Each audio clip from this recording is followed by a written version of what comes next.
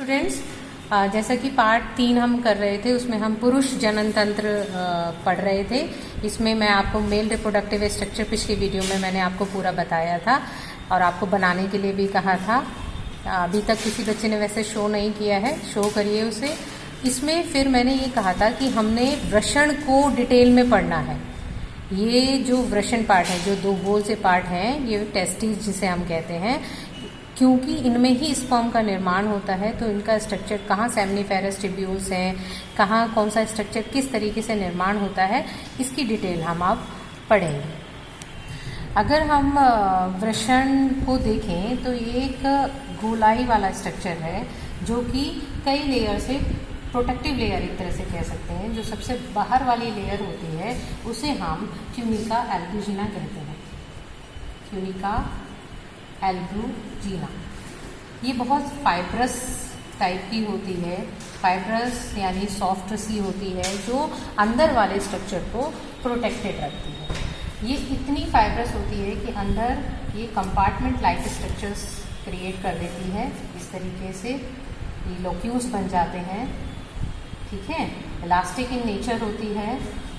ये इस तरीके से ये कुछ कंपार्टमेंट ट्यूनिका एल्बुजिना ही अंदर को मुड़कर ये कंपार्टमेंट लाइक स्ट्रक्चर्स बनाती है। अगर हम एक वृषण में देखें, ये बच्चों वृषण का स्ट्रक्चर है ना, टेस्टिस का पूरा स्ट्रक्चर है। ऐसी ऐसी दो टेस्टिस होती हैं, उनमें से हमने केवल एक टेस्टिस ली है।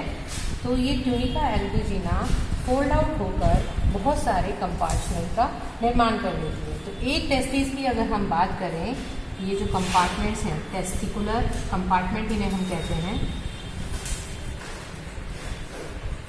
ये कम से कम 200 से 300 कंपार्टमेंट एक टेस्टिस में होते हैं।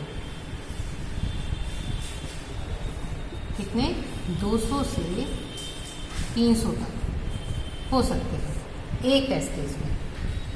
अब अगर हम बाहर वाले स्ट्रक्चर की बात करें, एक बाहर से लेयर होती है इसमें, तो मैं दूसरे कलर से ड्रॉ कर रही हूँ।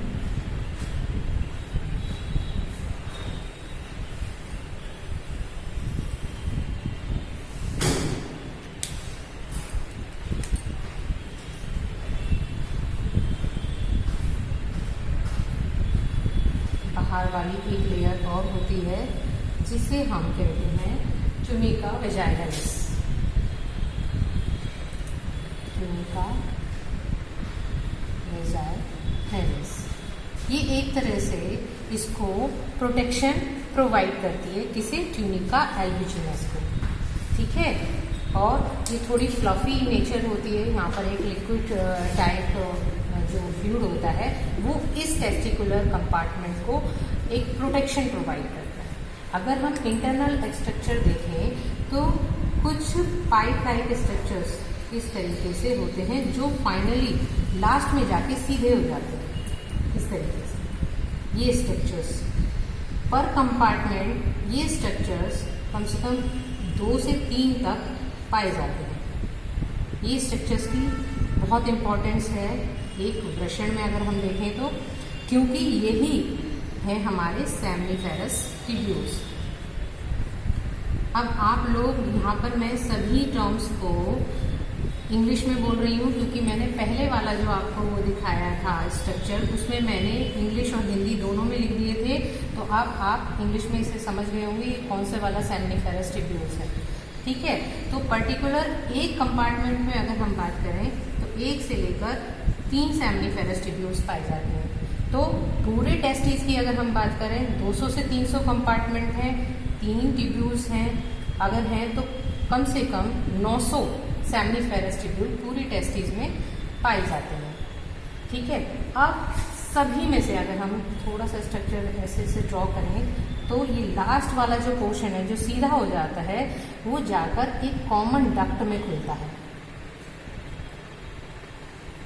जिसे हम रेटी टेस्टिस कहते हैं, ठीक है। ये यहाँ पर ओपनिंग आप यहाँ पर इसको अच्छे से दिखा देंगे, ठीक है। सभी कंपार्टमेंट से इस तरीके से ड्रॉ कर लेंगे और यहाँ पर उसकी ओपनिंग दिखाएंगे। फाइनली वो ओपन इधर की साइड होगा। ये क्या है आपका? ये है रेटी टेस्टिस।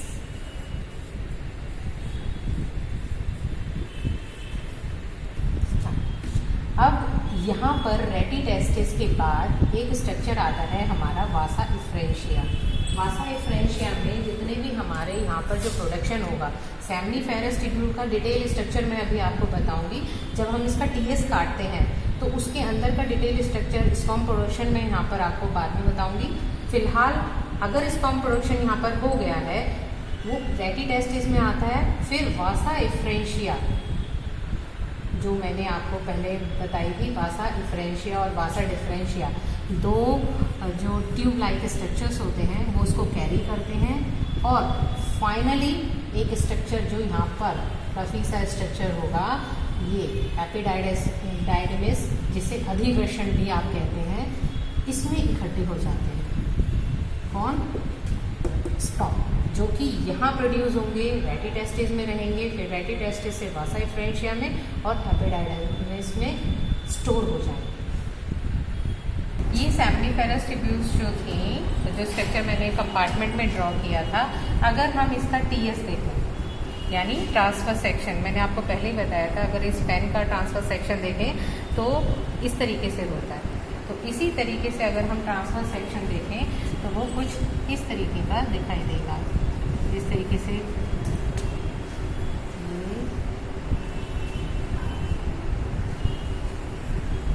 ये स्ट्रक्चर दिखाई देगा।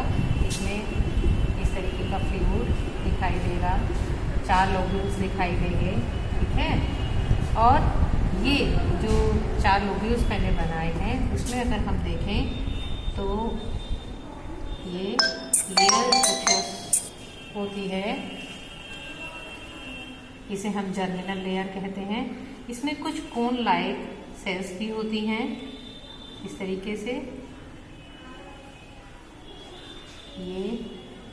ये जर्मिनल लेयर जो होती है ये ही स्पर्म का निर्माण करती है, ठीक है। इसे हम जर्म लेयर कहते हैं या जर्म सेल, पूरे सेल्स कॉम्बिनेशन में लेयर कहते हैं, ठीक है। और ये एक हमारा एक सेमनीफेरस ट्यूब्यूल हो गया।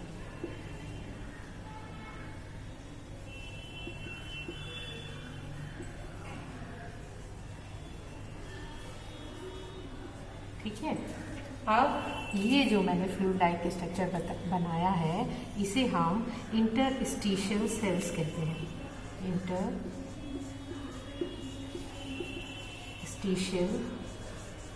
सेल्स कहते हैं।